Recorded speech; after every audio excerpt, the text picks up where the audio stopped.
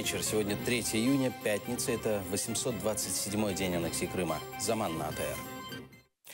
Это нужно было сделать раньше. Так прокомментировал президент Украины свою инициативу начать процесс изменений 10-й статьи Конституции страны о статусе автономной республики Крым. Речь идет о создании крымско-татарской автономии. Сегодня Петр Порошенко рассказал о механизме ее создания. Я впевнений, що ми це мали зробити для кримсько-татарського народу раніше. Всі боялися кримських татар, я можу сказати відверто, всі президенти і вся українська влада. Не тих боялися. Боятися взагалі не треба нікого. Треба більше довіряти кримсько-татарському народу. Форпосту українськості в Криму. І саме тому я прийняв рішення вийти з цією ініціативою. Після консультації з лідером кримсько-татарського народу Мустафою Джемільовим і з головою Меджлісу, який, до речі, так налякав росіян, що вони його заборонили незаконно, Ріфатом Чубаровим. Модель буде так само, як і проходить по всім змінам до Конституції, які я збираюся підготовлювати.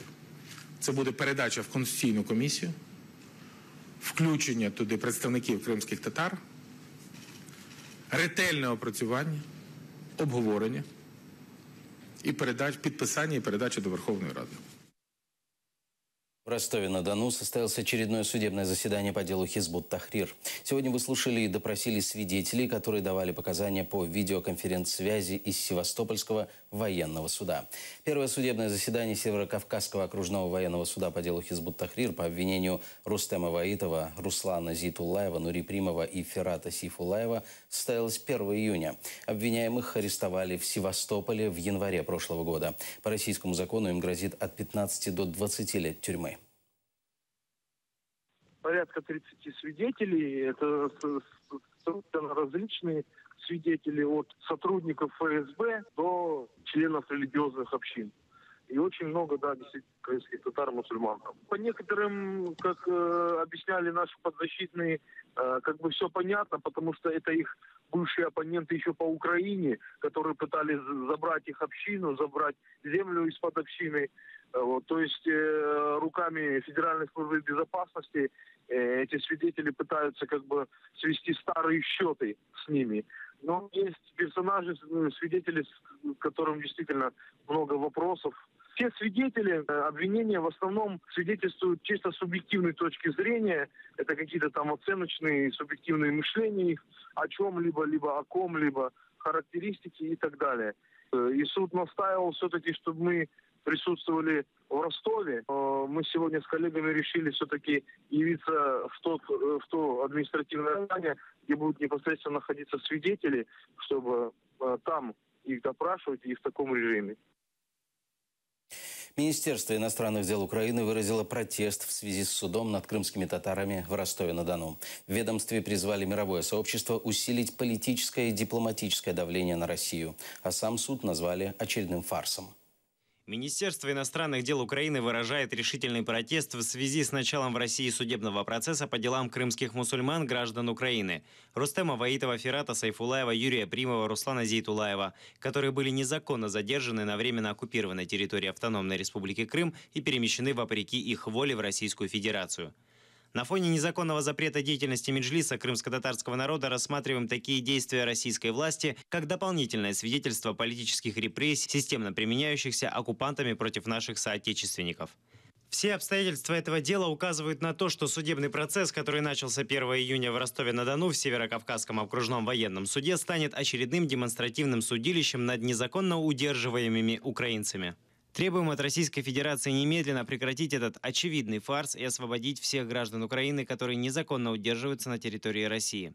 Призываем мировое сообщество усилить политическое и дипломатическое давление на Российскую Федерацию с целью недопущения дерзкого нарушения ею прав человека и свобод, заложниками чего стали десятки граждан Украины. Российский суд в Симферополе посадил 2 крымчан за поджоги машин. В колонию отправили Никиту Шатова и Игоря Киселева, которые осенью прошлого года устроили в крымской столице 14 поджогов. По их свидетельствам, никакой цели, кроме хулиганства, они не преследовали. Ущерб нанесен почти на 5 миллионов рублей. Шатов уже возместил деньги в полном объеме, благодаря чему получил всего год. Киселев получил 4 года. Количество подожженных машин? С десяток. Примерно или точное количество? Примерно. Цель подготовки Андрея? Инициатива моего друга. Чем поджигать? Зажигалкой. Автомобили по какому принципу выбирали поджечь? Мы не выбирали. Иномарка, отечественная? Не, мы не выбирали. Просто? Мы шли, выходили, я был в это время пьяный. Он мне сказал, давай эту машину, давай. А с какой целью? Какой? Просто так? Да. Для чего? Вот надо для развлечения. Суд по делу экс-депутата Крымского парламента Василия Ганыша сегодня не состоялся. Причина – 1 из 3 судей ушел в отпуск. Заседания должны были начать в 2 часа дня в Днепровском районе, райсуде Киева. Рассмотрение перенесли на 22 июня. Василия Ганыша подозревают в государственной измене, в частности, в голосовании за проведение псевдореферендума, принятии Российской Конституции и в баллотировании в местных оккупационных выборах. Органи прокуратури, суд не повідомив з причини перенесення судового засідання.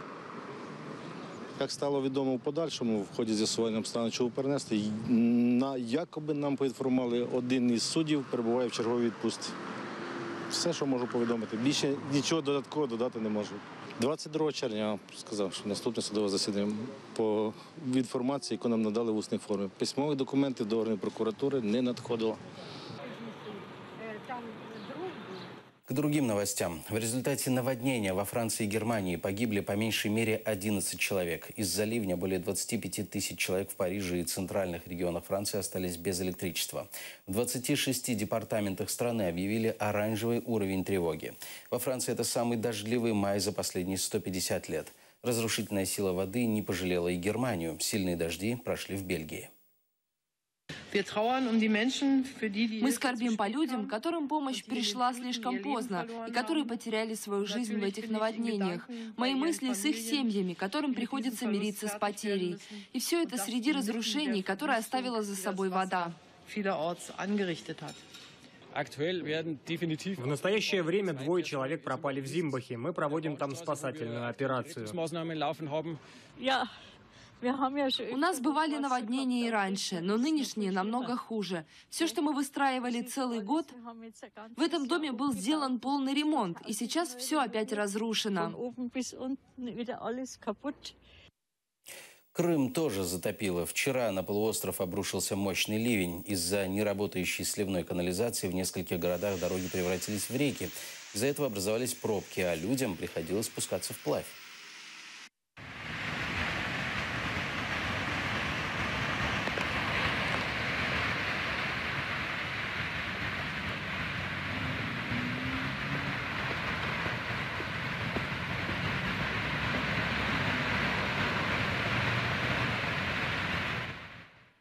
Несмотря на ливень, в Симферополе клали асфальт. Жители крымской столицы сняли на видео, где рабочие дорожной компании латали ямы на тротуаре. Это произошло в районе 40-й школы. Недавно Сергей Аксенов заявил, что подрядчики, которые кладут асфальт во время дождя, не должны работать на полуострове. Контролирующие органы, по его словам, должны следить за погодными условиями, в которых проводятся работы. Вот так в Симферополе кладут дороги. Это ненадолго. Сегодня развалит.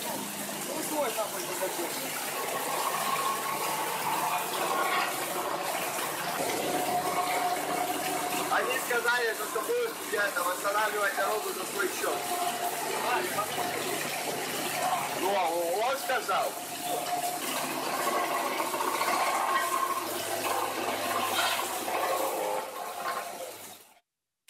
Ханский дворец приходит в упадок. Крымские татары бьют тревогу. Памятник мирового значения, единственный образец крымско-татарской дворцовой архитектуры, может разрушиться в любой момент. Российские власти не обращают внимания на памятники архитектуры в Крыму.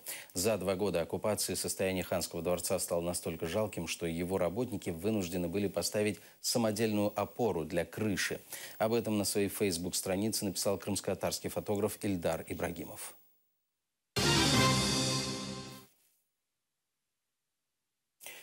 Для сдачи вступительных экзаменов крымскими выпускниками, которые не имеют украинских аттестатов о среднем образовании, в 10 городах страны откроют центры «Крым-Украина». В них будет проводиться государственная итоговая аттестация по украинскому языку и истории Украины. Эти предметы обязательны для сдачи. Также в этих центрах крымчанам помогут с жильем и украинскими документами. В этом году для выпускников крымских школ, которые хотят стать студентами украинских университетов, была разработана специальная дорожная карта для выпускников Крыма. Этот документ в ближайшее время обнародуют на сайте Министерства образования и науки. Ці центри «Крим-Україна» будуть створені в містах Київ, Дніпропетровськ, Запоріжжя, Львів, Миколаїв, Харків і Херсон. Центри створюються на базі вищих навчальних закладів, і на них покладається вся ступінь відповідальності. Не потрібен український паспорт, не потрібен ідентифікаційний код. І в Україні гарантує бюджетні міста для випускників Криму. Перелік вузів, це буде вивішено найближчим часом на сайті Міністерства освіти, ті вузи, в які може поступати випускники Криму і мати забезпечені квоти на бюджет. Крім того, ті, які не прийшли з певних причин в університет, вони зможуть поступати або в колледжи, або в профтехучилище. Наблюдается большой отток выпускников на территорию материковой Украины, а также в зарубежные вузы.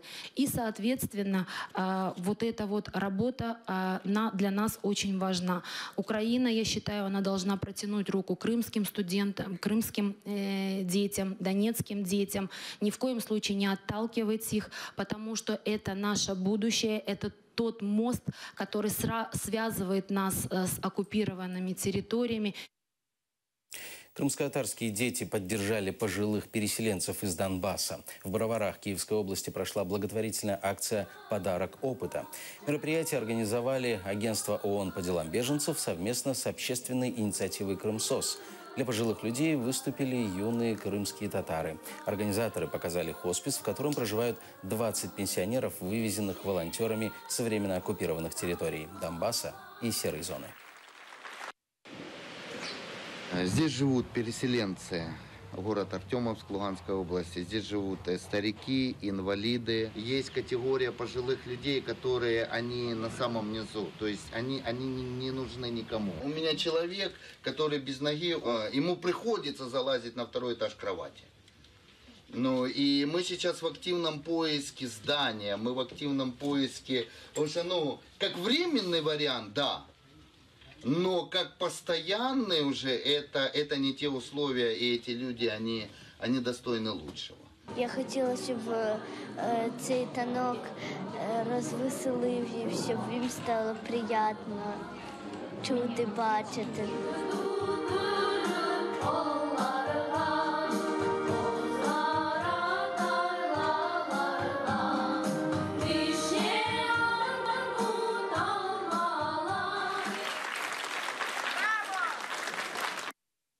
На этом пока все. Хороших выходных. Будьте с нами.